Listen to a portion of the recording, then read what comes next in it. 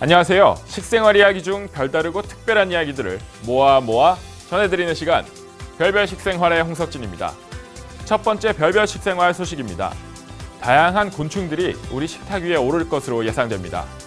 지난해 고소해와 꽃뱅이에 이어 올 6월에는 장수풍뎅이 애벌레가 한시적 식품 원료로 인정받아 우리 식탁에서 만나볼 수 있게 됐는데요.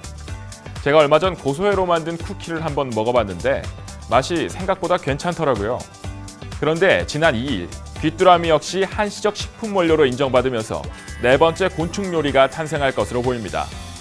농촌진흥청은 귀뚜라미에 대한 영양 성분을 분석하고 안전성 평가 등을 통한 무독성 입증을 거치며 슈퍼푸드로서 예고했는데요.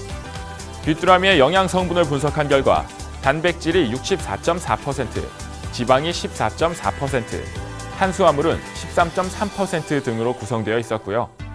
필수 아미노산이 풍부하고 감칠맛의 대표 성분인 글루탐산 함량도 13.8% 높은 것으로 조사됐습니다. 한편 쥐에 귀뚜라미 엑기스를 4주간 반복 투여해서 독성에 대한 시험을 했는데요. 그 결과 독성이 없는 것으로 나타나 안전성 역시 입증됐습니다. 이미 유엔 식량농업기구는 곤충을 작은 가축으로 부르며 2050년에는 번식력이 강하고 단백질이 풍부한 곤충이 우리의 주요 먹거리 중 하나가 될 것으로 내다보고 있습니다. 앞으로 우리나라뿐만 아니라 세계에서도 식용으로 인정받는 곤충이 늘어날 것으로 보이는데요. 겉으로만 보기에는 다소 불편한 감이 있긴 하지만 영양 가득한 슈퍼푸드 곤충 요리, 앞으로 다양한 맛과 모양으로 식생활 소비자들에게 찾아오길 기대해봅니다. 봐라 미스터 귀뚤귀뚤 그때는 그때로 멋져. 두 번째 별별 식생활 소식입니다. 꿀벌이 인간의 생존에 중요한 역할을 하고 있다는 사실 알고 계시나요?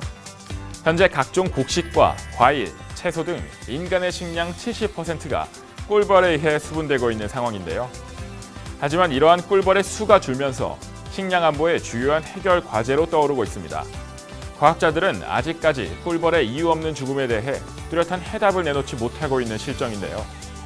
이에 호주 국립과학연구소는 전 세계 꿀벌의 개체 군수를 위협하는 요인을 찾기 위해 연구를 시작합니다.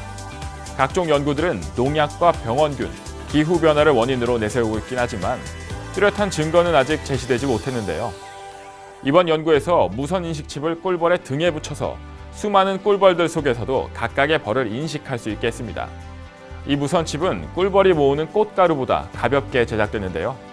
현재 연구 초기 단계로 수년에 걸쳐 호주 캔버라 등 각 지역에 수천 마리 꿀벌이 이 칩을 달게 될 것으로 보입니다.